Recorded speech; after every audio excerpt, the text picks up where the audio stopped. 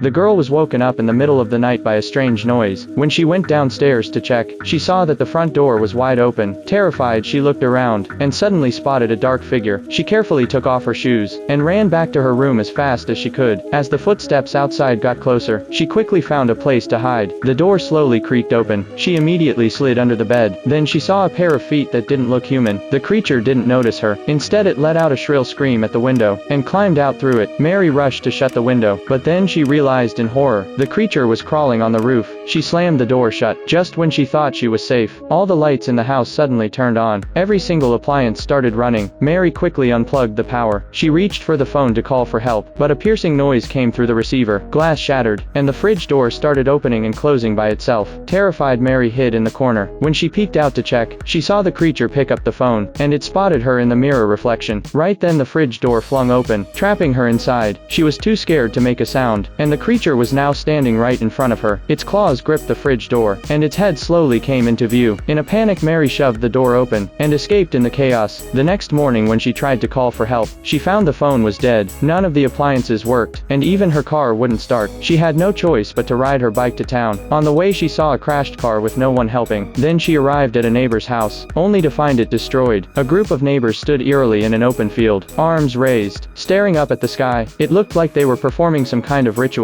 Something seemed to be wriggling in their throats. Then they all slowly turned their heads, and looked right at Mary in the distance. Terrified, she turned and ran. Seeing the sky covered in dark clouds, Mary knew something big was coming.